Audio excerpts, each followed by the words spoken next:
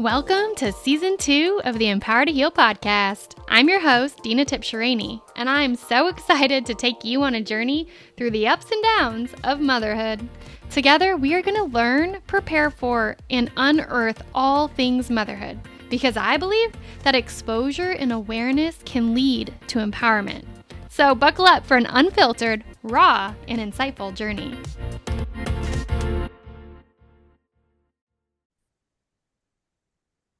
Hello, and welcome back to the Empower to Heal podcast. Today, we have a special guest for you. This is somebody that I've recently become familiar with in the Valley here, and I've had the personal opportunity to experience her work. Her name is Mary Goodman, and she is one of the founders of Musicology. I'm going to read her bio so you can hear all the wonderful things that she's up to right now, and then we're going to hop into a really rich conversation around the power of using music to support your connection, bonding, and development with your little one. So, for the past 24 years, Mary has developed and taught early childhood music and play programs grounded in neuroscience of learning. Her wildly successful company, Musicology, has served over 10,000 infants and toddlers. Mary and her partner, Missy, recently launched their online program, Lullabright, for parents and their newborns, and are excited to bring this valuable resource to families around the world. She has seen firsthand the impact that music and play have on babies' cognitive, physical, and emotional development. Mary's passion is giving parents and caregivers the tools and resources to unlock their baby's potential in the important first year of life. In addition, Mary conducts training seminars about music and learning to early childhood educators and caregivers. She's also a wife and a mother of 3 boys. Mary, welcome, welcome, Yay. welcome. Thank you. Yes, thank you. I know I found you. I was actually in the parking lot in your Scottsdale location at a different business over there, and I saw the sign and I was like, oh my gosh, I remember when I had my son, I had one of those, it either came in the mail or a hospital bag or something, Uh-huh. one of your musicology flyers. And Fantastic. I know. I was like, I need to poke my head in there. And I poked my head in and saw a flyer. And I used that flyer to give you a call and send you an email. And I remember in my brain that moment of like when I walked into the little lobby area, the front room area of the Scottsdale location, I could hear a class going. And I was like, oh, I wish.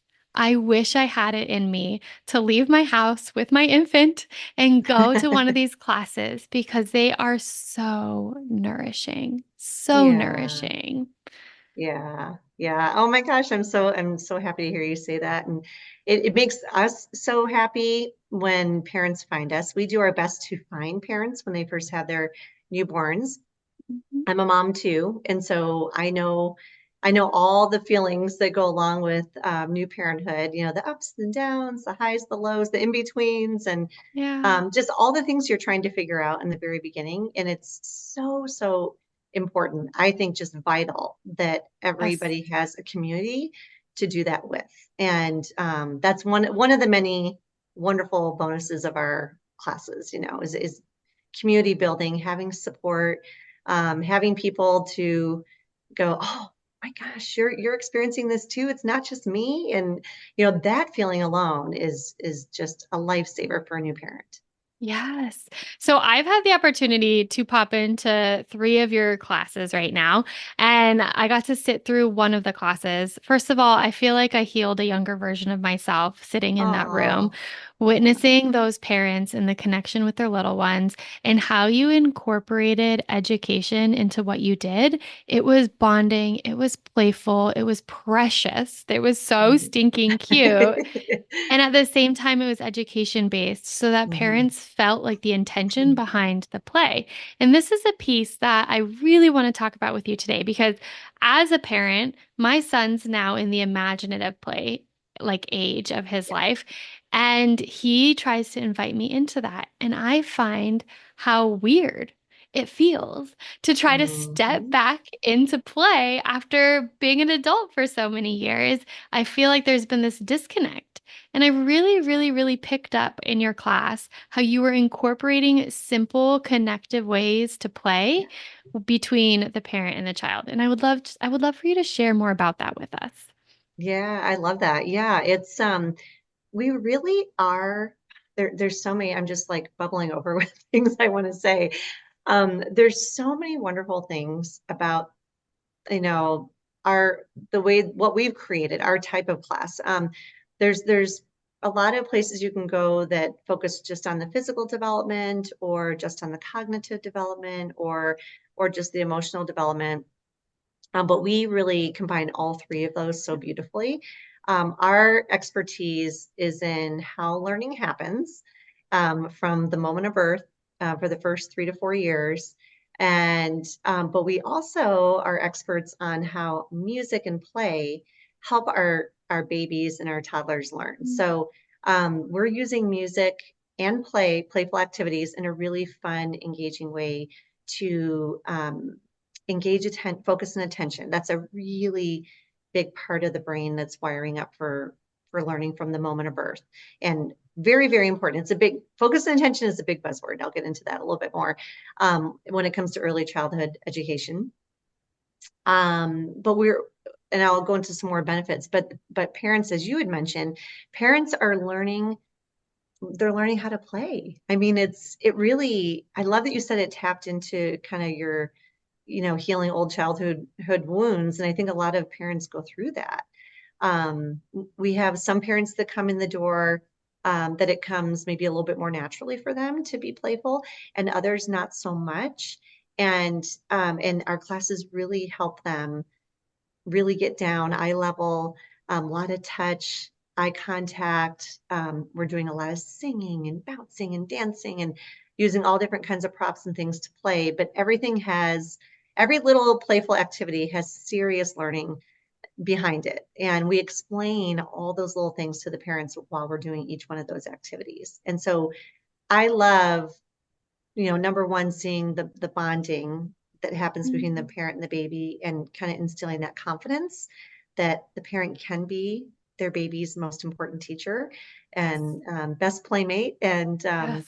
but all yeah, and then also those those light bulb moments, when you explain to a new parent how the littlest thing that their baby is doing is, oh my goodness, this means this, this, and this in their little brain. And then you see the parent go, oh my goodness. And it's really, you realize you're forming these little brains and all of your interactions really count, right? And some things people are already doing and they don't even realize it. And so once you explain the why behind it, then all of a sudden it becomes very intentional, right? Yeah. Yeah, and there's so much power in that.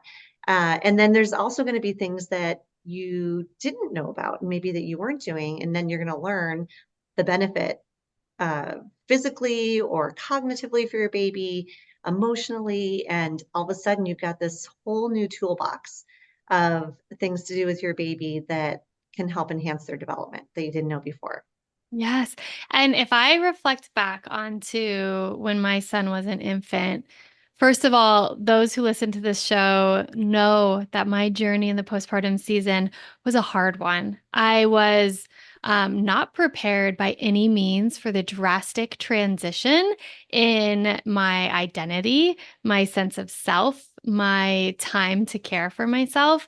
And I was riddled with this new experience of anxiety, which I had not had previously.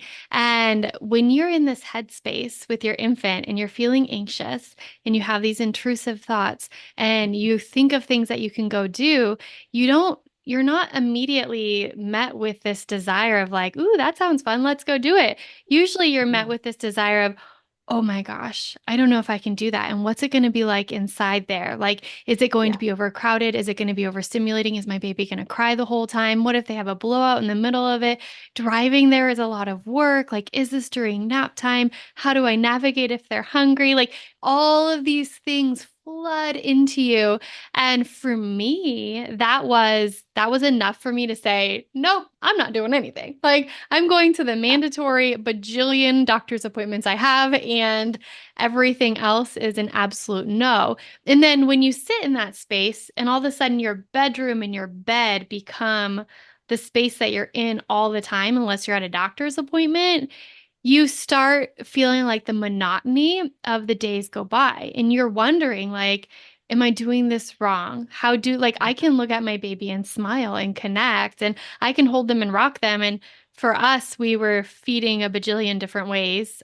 We did like finger feeding, pumping, teaching how to suckle in a bottle, like trying to nurse. We did all of these things. So we were literally like connected to a machine. Me and my son were like in between the wall and the bed. Like that was our setup, constantly doing that. And that's a lot. That's a lot. It's Yeah. so much. But Yeah. you feel like first of all, I'm doing so much and I feel like I'm not doing enough. How do I help? Hmm. Like, is this making a difference? Is this harmful for my child? Like, is the Hmm. stress of feeding them going to have a lasting impact? And I bring this up because when you're in that headspace, you're not thinking about like the little like rhymes that you make up to your baby Yeah. while you're laying there and like rocking them back to sleep. You're not thinking about the value that that brings, those Yes. precious moments.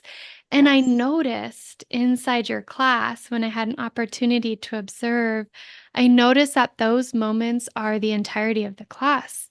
They are these precious moments Yeah. woven in, and then the education around them, how they matter and what they do for your child's development Hmm. and your bonding and connection, which validates how, like, it validates those simple things that you're doing at home when you feel Yeah. like you're not doing enough or you're trapped. It validates how powerful those are. Totally. Motherhood is a beautiful journey, but it can also be overwhelming.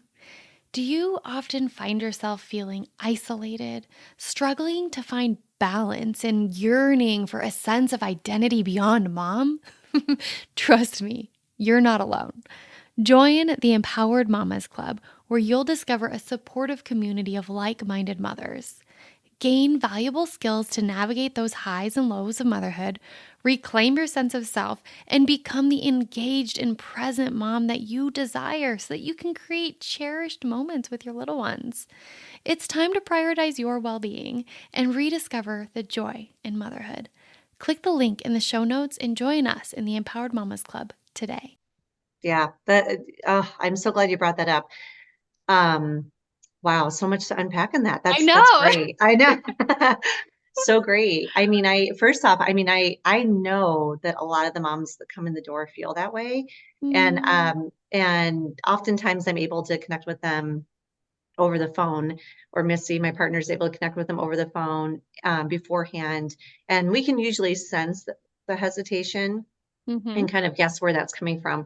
And we try really hard to talk people into coming, just come try it out. Because we know usually once they get there, they'll Yes. feel it, right? Yes. Because there's so many things that kick in, and just what you were saying, even like when you were at home, and that's where you Mhm. felt like you need to be at that time. Mhm. There were so many wonderful things you were doing for your baby that maybe you didn't realize. Yeah. All the cuddling you were doing was helping develop your baby's sense of security and their ability to bond. Yes. It was releasing the oxytocin cuddle hormone. Mhm. I mean, all that is so healthy for brain development. So, all those wonderful things, and the bond in those first couple months, there is no replacement for bond. I mean, Mm.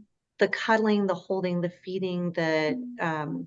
responding to the different cues, the baby's giving you. We bring a baby home from the hospital, and it's like, you're just trying to figure out from square one, what does that cry mean? Oh, do they need to be bounced? Oh, they don't like bouncing. Oh, they like rocking. Okay. Are they hungry? Are they, there's all these different little things that you're trying to so hard to figure out what they mean. And Mhm. I was just telling my class the other day, that's a wonderful thing, because what's happening is in those early months, there's something called the dance of attunement. Yes. Um, you know about this? Yay. Yes. Yeah, the dance of attunement, and it's literally that your baby is, crying and giving different cues, and Mhm. you're trying to figure out what those cries mean and how to respond to them, and your baby is learning how you're responding to those cues. So it's kind of like a little back and forth, and a little dance. We call it dance of Mhm. attunement. But the wonderful thing is that is so wonderful for building a sense of security and feeling loved for your baby. At the same time, you're kind of building some confidence and understanding your baby, your individual baby. And that is what creates a loving, trusting, secure bond. And Yes. yeah, so it all starts. Oh, there's my landline that has not rung in about 2 years, people. There it is, ringing in the background. But so when someone is struggling to leave the house, it can be really, really hard. I had a mom come for her first class a few weeks ago, and this is so typical because I usually I would say 75% of the time, the first class is going to be a little bit, it might feel a little rocky for someone their first time because it's their Mm-hmm. first time. They're coming in, they're not sure what to expect. And like you said, there's all these questions going through your head. Mm-hmm. Like, oh, is my baby, what happens if my baby cries? Am I going to be disruptive? And what if he has a blowout? What if this happens? All these different things are going on, in your head. And so a mom came for her first class, and she came in the door. She was running a few minutes late. Her baby had had a blowout, had never had one before, and of course Oh. saved it for the first class, right? And then went back and went to change, and the baby, peed all over her shirt. And I had an extra clean shirt for her, but the moms were so sweet to her. I could tell she was just really tense about what was going on, um, and her baby was a little fussy and slept a little bit during class, which is totally fine. But the other moms were so nice and supportive, and they all, chimed in and said, "Oh, my baby slept through the whole first class. Oh, my baby slept through the whole first class," and you could just see her kind of relax, and Mm. that type of support, and hey, I feel you. We're all going through this, and it's a really good feeling. And you're You know, describing the number one thing that supports our mental wellness in yeah, life, but especially in motherhood, is supportive community. I know, Having I a know. support system that will be there. They won't judge you. They'll understand what you're going through. They'll hold space for the big feelings. They'll normalize the bigness of it.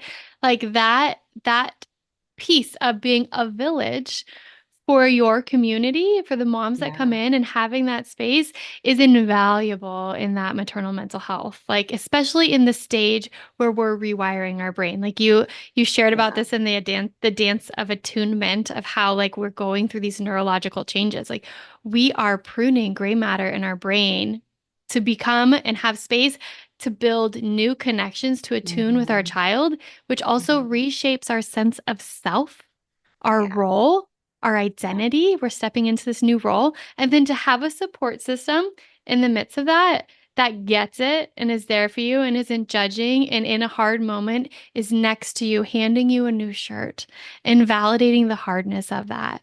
yeah. Holy I smokes. Like, know, that's I so know. powerful. I know, I know. Yeah, it's really sweet. And sometimes somebody will get, every once in a while, someone will get emotional, if they're having a really tough time. And it's so nice to have people to support you. And then we had a mom yesterday who got really emotional, but really happy emotional. And, and we all felt that too. And yeah, it's just, yeah, really, really, really nice. So, um, there was a kind of talking about postpartum depression too, Mhm. and going through that. One thing that stands out in my memory is this was probably, gosh, maybe about 4 or 5 years ago. um, and I didn't know this until like years later, but a mom had come for her first class, and she wound up, her little baby started at like 4 weeks old and went all the way through our program until she was like 3 years old or something. Oh. And I found out years later because she wrote me the sweetest email and said very first class I came when she was 4 weeks old, she said I was going through really severe postpartum depression, and it was really hard for me to get there. And I got there, and we were doing the little songs, and I was starting to feel a little bit better. And she said, and then when we got up and danced, we danced to a song called "How Sweet It Is to Be Loved by You." And some people know that one. And she said, I just came completely undone. She goes that Mm. it was such a pivotal moment for me emotionally. I connected with my baby for the first time on an emotional level that I hadn't before. And I still get a little, I get emotional thinking about it. And it just, that she remembered that 3 years later, that was a huge milestone for her as a mom, and yeah, because as moms, we're going through just as many milestones as our babies are. Yes. Mhm. Yeah, Yeah. yeah. Can you so as you're saying that, my brain goes to this space of how powerful music is for healing, Yeah, and it's more powerful than we can like, the average person understands.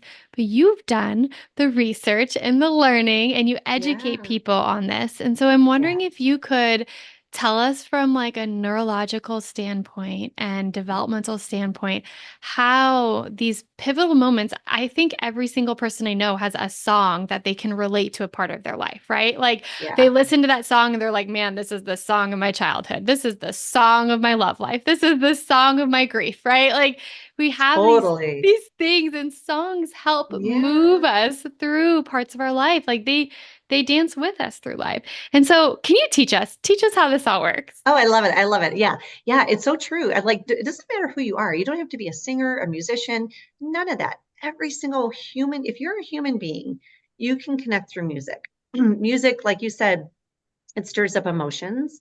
Mhm.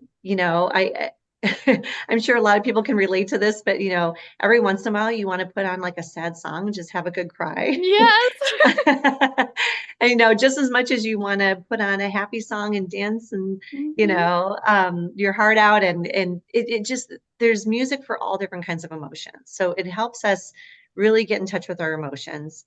It helps us develop empathy because we Mm. can plug in to the singer's emotion in that song. Mm. And that's really important for our children too. Now more than ever, we need to help and guide our children into developing empathy. And music is a wonderful place to start. There's a really sweet, actually I've seen more than one of these videos, but it popped up again. I saw it recently online, but there was a mom in one of my classes that said, she had a 1.5 year old. And she said, our favorite song for years has been You Are My Sunshine. She said, but now my 1 year old starts to get sad. Like towards the end when I sing, please don't take my Oh, sunshine away. And she said he just stops and his eyes well up with tears and he gets so emotional. And she said, I'm really worried. Like, should I just not, sing that anymore? And I went, oh my gosh, this is so beautiful. And I was I was excited to hear her tell that story because it was such an interesting learning moment about the power of music. I said, no, I said, your little child is learning empathy. He's now understanding the sentiment in those lyrics and the meaning behind it. And what a beautiful thing that is. yeah. What a gift, And yeah, that was just really so the video I saw yesterday that popped up was somebody had posted a video and she was cuddling with her little 2 year old and he was asking, Sunshine, sunshine. That was how he was asking for the song, Sunshine. And she said, well, would you like mommy to sing Sunshine? And he said, yes, Sunshine. And she said, okay, but sweetie, are you going to cry again when I get to the end of the song? And he didn't really, it didn't totally register. He just knew he wanted her to sing Sunshine. And so she did. She started singing it. And then as she got towards the end of the song, his eyes welled up and his face crumbled and she Oh, was, oh, I'm so sorry. And I thought, no, no, no, don't apologize. No, you're allowing your child to have this emotional release, and he's hearing and feeling those yeah. words of that music. I mean, what a beautiful thing is that, But he Oh really my he really wanted gosh. her to sing it, maybe because he knew he needed that emotional release, Yes. How sweet is that? You're describing something that as adults, we struggle with is feeling our Hmm. feelings and allowing space for any feeling to come Yeah, present without identifying it as good or bad, right? Like yeah, tears and sadness, like don't be sad, right? Like we yeah, feel that inside, but it's yeah. okay to be sad. It's okay Yeah, to honor it. experience, Yes. yeah. And feelings to me, especially from the lens as a therapist, right? I spend so much of my day, every day at work, helping people, adults, mothers, connect to feelings because Yeah. they weren't taught how to Hmm. feel, right? Yeah. Yeah. And I was just in this really beautiful gathering last night with a collective, We Are the Women. And Julie Santiago, the leader of that, was doing a conversation around grief and grief through the lens of not just loss of like death and dying, but grief through the lens of expectations not coming out the way you thought they would and allowing yourself to hold space for that grief. Mhm. And throughout that discussion, we had this really deep discussion around we are a body and we are a soul, right? Like the Mhm. energy of our body and the energy of our soul come together. And the body and the feelings are a way that the soul gets to express and live and experience this life. And I know not everybody may agree with this belief, I right? love it. Take Yeah. what you want, but I'm with you. yes. So there's this understanding that feelings are a blessing from the body, an expression and a blessing from the body that is the communicator of the soul. And the soul has this amazing opportunity to feel alive.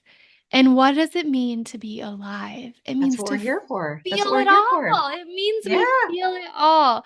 And Yeah. I just had to plug that in there because thinking about the power of accepting and holding space for your little one to Mhm. start feeling feelings without the Yeah. judgment and the label of good or bad or oh, don't be sad. Like just truly holding space to feel Yeah. creates the future of people being able to be attuned to themselves, right? And connected and So aligned and important. rooted. So important. Yeah, so beautiful. Yeah, so like that emotional component is one of the things just, baseline across, the human race, right? And but there's so many things also that how music benefits brain development, Mhm. physical development. And what we really love doing is marrying all those things together, physical, Yes. emotional, cognitive.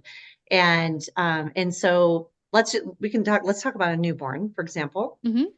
Um, most people don't know this, but because one of the most common questions we get is, I don't understand what you do with newborns in your classes. Don't they just lay there and, you know, look up at you? But it's I love that question because it's like quite the opposite. I mean, the I, our newborns, when they're very, very first born, their brain is not fully developed yet. So it's only 25% wired up for how they will learn for the rest of their life.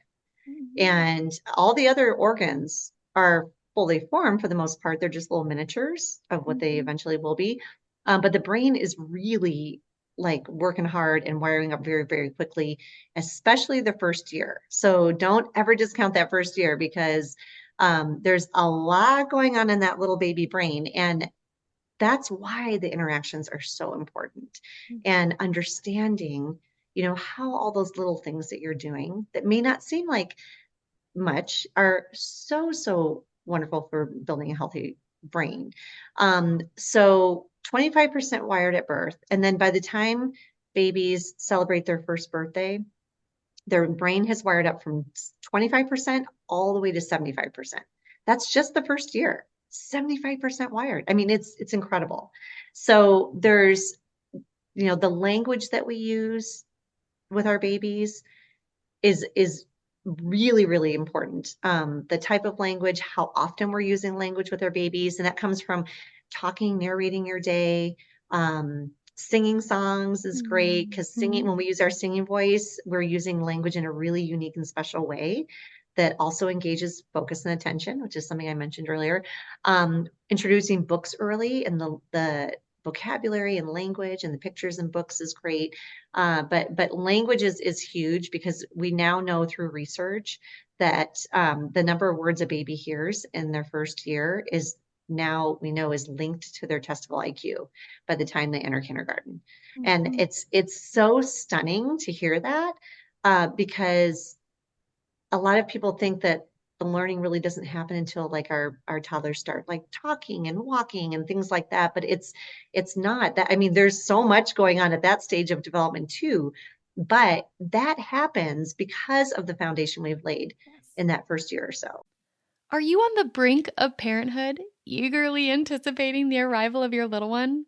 Take a proactive step towards preparing for the whirlwind journey ahead by joining our waitlist for the Empowered First Year Postpartum Prep course. Designed with your needs in mind, this online 4-week program offers a comprehensive blend of education, skill building, and community support to guide you through the demanding postpartum season. Don't navigate this transformative time alone. Click the link in the show notes below to join our next cohort and embark on your journey to parenthood with confidence. Like, okay, you said when they're newborns, only a quarter of their Hmm. brain is wired Yeah. at that point. And that part of your brain that is wired is it's the part that's focusing on regulating the body, the Hmm. heartbeat, right? Right. The breathing Right. patterns, the lungs. And that's why we mimic a lot of what the baby experiences in the womb Yeah. out of the womb, right? Yeah. We do the skin to skin. We hold against our chest. They get to hear the sound of our voice, our breath, our the vibrations on our chest. We rock them and sway Yes. them, which mimics it mimics what they experience inside, but it's feeding and nourishing that brainstem, right? And I love like Exactly. there's these pieces to music, to dance, to Yeah. connection that are Hmm. Yep. so simple, Yep. but the Yeah. outcome is It's incredible in their amazing. Like in development. music, yeah, with music you have the beats of music, which like you Yes. mentioned, the beats of music mimic the heartbeat that your Hmm. baby felt inside the womb, right? Hmm. So there's a reason when you're trying to calm your baby, there's a reason that that we rock them and that soothes them, We or we pat bounce them. them. Bouncing Hmm. is always a big one. Um, it's so interesting because when we have a baby, there are certain things that Mother Nature does kick in on. And Yeah. you'll notice that when you're when you're holding a baby, anytime you're holding a baby, nobody stands and holds a baby still like a statue. Nobody does that. No. We're doing something. We're like this. I mean, I'll be holding a baby doll and I'll start like swaying, Yes. it's just, yeah, it just naturally kicks in. And it's again, it's that attunement, right? So the steady beat in music does a lot of things. The steady beat, we know research shows that a baby and a young toddler who develop an internal sense of steady beat, that is linked not only to language skills, because language is also rhythmic, the Hmm. way we talk. It's linked to reading skills later on, strong connection with reading skills. And the newest research is also saying math skills, which Mm. which I totally get because music is very linear. It's very pattern like. Mhm. And you've got beats, boom, boom, boom. And in between the beats, you have like little rhythmic parts. Mhm. And but music is all pattern. If you think of like your favorite song, Mhm. um, whatever it is, there's a verse and then there's a chorus. And then it Yeah. goes back to the verse and then it's a chorus. That's a pattern. Well, as it turns out, the brain is a pattern seeking organ. So a baby's brain, from the very moment of birth, is trying to pick up patterns and predictability. So music is one of those things that is so pattern like. And we use in our classes, whether it's in our classes here in Arizona or the online classes that you can do from anywhere, we use music, the beats in music, the rhythms, the patterns. We do things through movement, through language, through singing, things with different props and toys. But all those things, we use them in a musical way Mm. because it enhances all different areas of the brain that are developing so quickly right now. And then in addition to that, we're also learning to move our bodies to the beat, and we're learning to coordinate movement. So when you use music in a specific way, it's really more about kind of in purposeful ways. Yeah, you're really enhancing physical development too. There's a reason I would say there's a reason that if anybody's ever watched like Dancing with the Stars, that show, Mhm. there's always athletes on there. And there's always like football players and they just kill it on there. They're just always so good at dancing. And and there's studies about that too. But when you can keep a beat and when you have good sense of rhythm, it really feeds into your ability to coordinate your body and your movements and things Mm. like that too. So, and that all starts early on. There's like this window in early childhood where our babies' brains are open to all these things. Music is like another language. It's like being open to another language. So, yeah. And And then it, while, yeah, go ahead. go ahead. I can Oh, add on afterwards. I was just gonna say, and then while your child is having so much fun, um, they are releasing lots of feel good endorphins, dopamine, um, that oxytocin cuddle hormone we talked about when you're playing with them. And when it feels good, we want to keep doing it over and over again. And Mm. that's the magic. When we're doing it over and over and over again, the repetition is where the learning happens. That's where the Mhm. strong brain connections happen. Yeah. So Yes. anytime if you ever, any moms out there or parents or anybody who's watching this, if you know of something that you enjoy doing and you love to do it over and over and over again, you know how good that feels, right? It's the same thing for your baby. So singing the same song over and over, if you're concerned that you don't know enough songs. You only know one song, or you only read the same book over and over again. There is fantastic benefits to that. So, yeah. I love that little plug because I kids gravitate towards that, right? They have a Yeah. favorite and they want to do that same Mhm. thing over and over and Mhm. over again, right? Like especially when they get to the place of like being interested in a book and like grabbing the same one. They want Yeah, that same one. Oh, like play the song again, play the song again, read the book again, drive the car exactly. in a circle again on the play mat. Like they love it. And it can feel monotonous to us, Right, honestly. right, And then we're right. like, yeah, we switch it up. So it's really Yeah, cool to and hear. that's kind of the nice Okay. thing, like the we sort of design our classes with all that in mind. So we have like certain routines that we do that never change, like the way we start our class and like the first 15 minutes and then like the last 5 minutes are Mm, the same every single class. And then because the brain loves repetition and it really learns that way. But then what happens in between those for the other 30 minutes, we weave in novelty every mm, single week. So because the brain also loves novelty yes. and the parents do too. So it gives the parents some new wonderful games to do with Hmm. their child, to songs to sing, different ways to play that they wouldn't have thought of before, and we explain the why and how behind everything that we do. Mm, So I love I that. that's one of the things I love is that while the parent is learning just as much as the child is in the class, which Yeah. is really great because then it really empowers the parent. Yeah.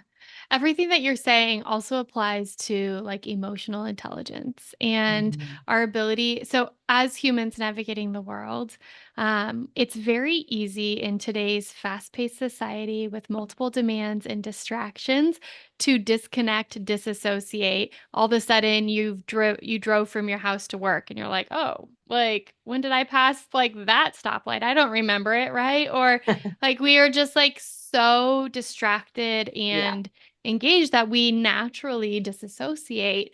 And when you incorporate rhythm and you incorporate music and connection and attunement and regulation, like everything you're describing too, there's no withholding. It's always like as much as they want, as much as they're seeking, right? Like being able to flood that in these early developmental stages, these early years where the brain is growing drastically, has lifelong implications for their emotional intelligence too, for their ability to regulate. There's this saying that I really love, and it's you cannot spoil a baby. I So love people it. will Yes. tell us all the time, like, you're spoiling that baby, you're holding them too much, or man, you can't like go to them every single time they cry. They have to learn to self-soothe. Like, no. I always tell the moms when anybody says that, then you just say, "Yep, I'm building a brain. I'm Yes, building a brain." building a brain. That is a good It's one. a That's good a good comeback. one. Like this, nope, nope, I'm building a Yes, brain. you are. There's like this silly we have these silly little things that people say, or Yeah. it's passed down to believe that Yeah. disconnection creates resilience and ability to Hmm. self-regulate, and it actually sabotages it. Yeah. What creates resilience, what creates self-regulation is spoiling your baby. It's loving your baby. You Yeah. can't spoil, but it's the definition of what society calls as spoiling, right? It's Yeah. holding them, it's rocking them, it's responding to their cues, it's mimicking back their faces, it's Yeah. doing the silly little songs and dances and snuggles, it's holding and creating that Right. security to no end. There's not a time limit. It's not a, oh, they're not a baby anymore. No, no, no, no, Yeah. no. No, no, no. Like the more we can pump this in and give this without any like limit, right? No limitations. Yeah. Like you're not going to overdo it. It's not going to go wrong if you do this. The more you Yeah. can do that, when their brain finally gets to that stage where they're going out into the world and they're Yeah. exploring the world and they do this thing called circle of security, where they leave their secure point and they go out and they explore and they come back to your touch point. You're their security in that circle. And they go out and their circle gets a little bit bigger and then they come back and a little bit bigger and then they come back to you, right?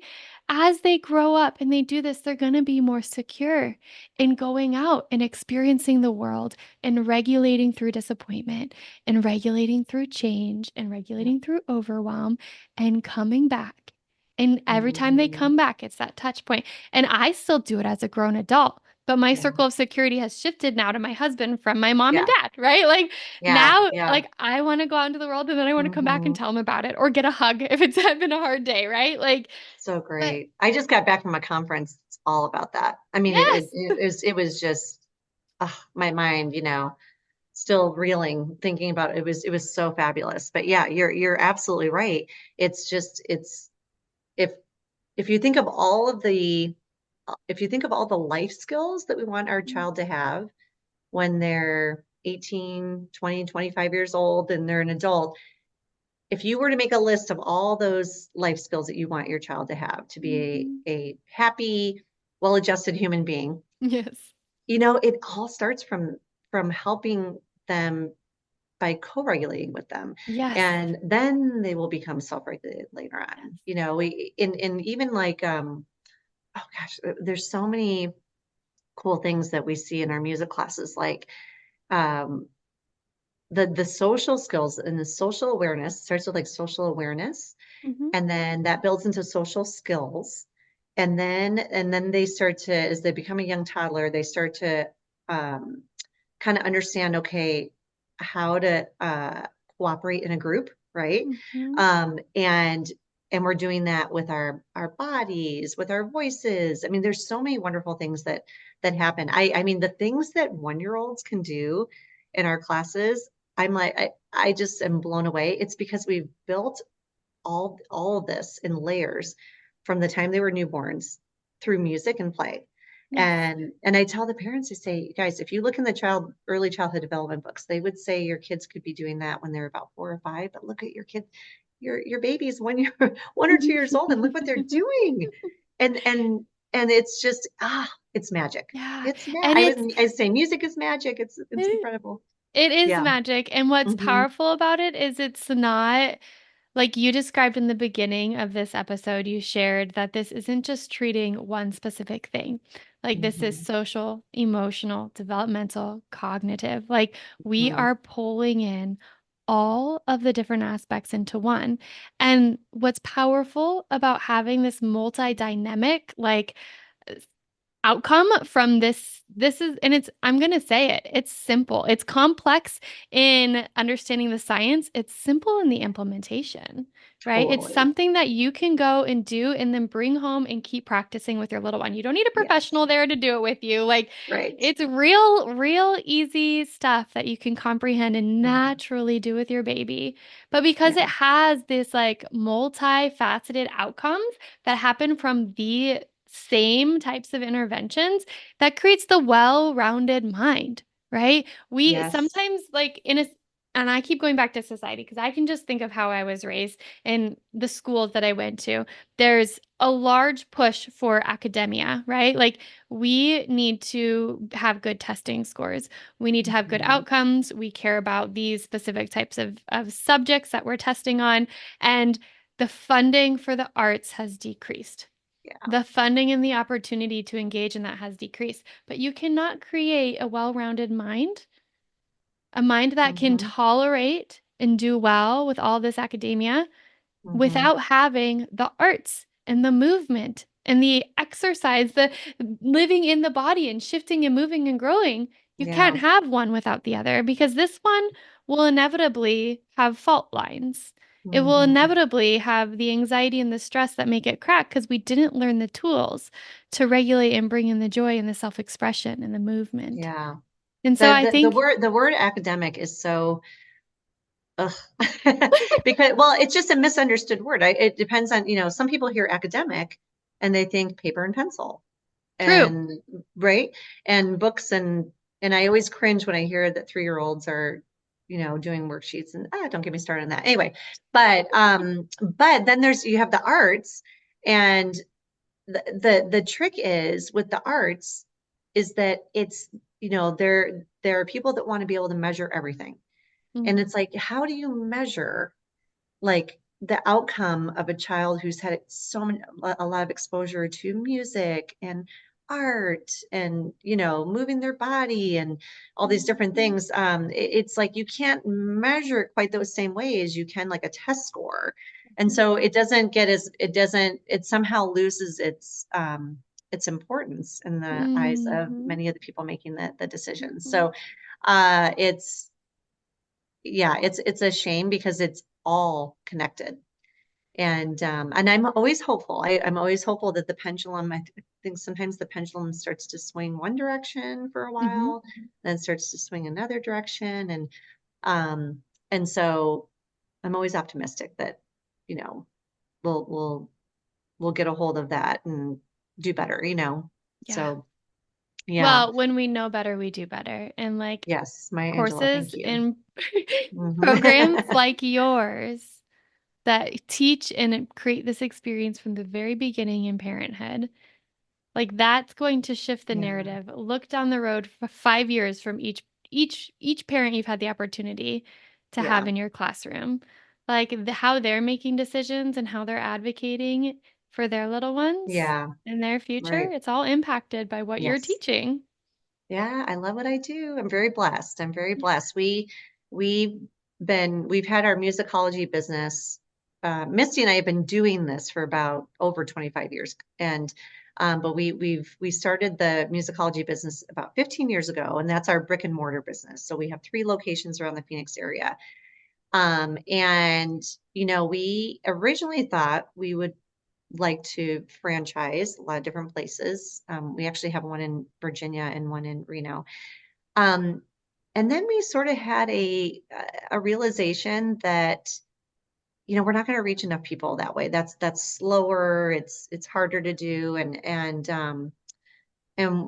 we thought, okay, what do we want to do with our time here, right? And Mhm. what we want to do is we want to reach as many parents as possible, Mhm. and that's where the power is, empowering the parent, giving them the confidence, and so we decided to create an online version of that first year. So we took our newborn classes that start at like 2 weeks old all the way up to like 12 months old. We took that and created an online program that just focuses on the first year because that first year is so important. It's 25% wired in that brain to 75%. Mm. So yeah, and what's so wonderful is we can reach people anywhere in the world. If you're, a busy parent working during the day and you can't make it to in-person classes, this is such um, a great tool for parents at home. And or we have parents that the parent uses it when they're home, and then when they're working, they have the nanny gets to use it with the baby, and which is Yeah. so fabulous. I mean, I would love knowing that my baby's getting such a well-rounded play experience, with and the person watching them really understands how their brain's developing and is helping with that. Grandparents use it. It's nice. And so it really mimics our classes. And the only difference is like I'm on my side of the screen with Mm-hmm. my baby. And if you're the mom, you're on the, or dad or grandparent, nanny, you're on the other side of the screen with your baby. And we do all the songs and the activities together, just as if we're in class together. It's so I love great. that. Yeah, I love yeah. that. And I think of everything's that. very, I think of okay. the power of accessing that, like for me, when I couldn't get Hmm. out of the house, Yes, but I could totally. still have an experience that Yes, supported feeling like I was doing something that helped build my confidence and helped to build my security in my new role and reassure me, like, no, you have these tools. And this is like, yeah. that would give me something to hold on to when it's So too hard to huge. leave. So huge. Yeah.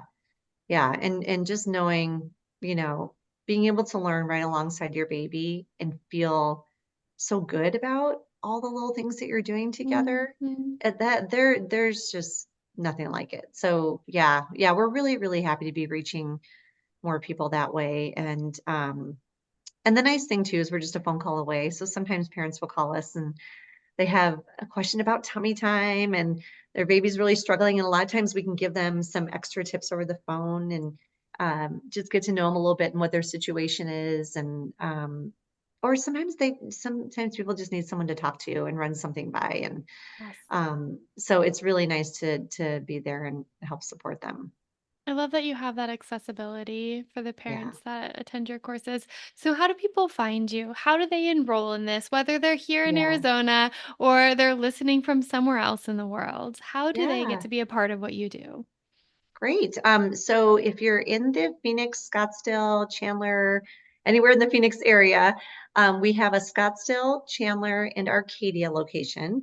And our website is musicologyaz.com, musicologyaz.com. So you can look us up online. And then if you're interested in the online classes for your newborn, that program is called Lullabright. So think of Lulla as in lullaby and then bright as in smart. So lullabright.com.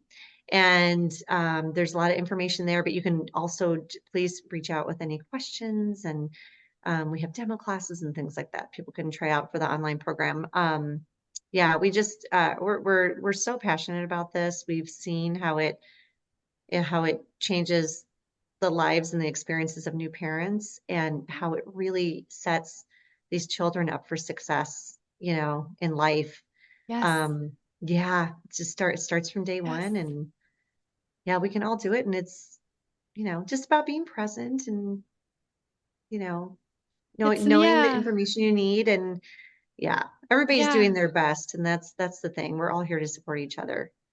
I love that. Mary, thank you so much for joining the podcast and sharing Oh, your wisdom. thanks. I will include everything you just shared in the show notes. So if you're listening to this and you want to be able to reach out, connect, join Lullabright or musicology classes, there'll be a link for you in the show notes below this episode. Thank you so much. It was a pleasure. Thank you.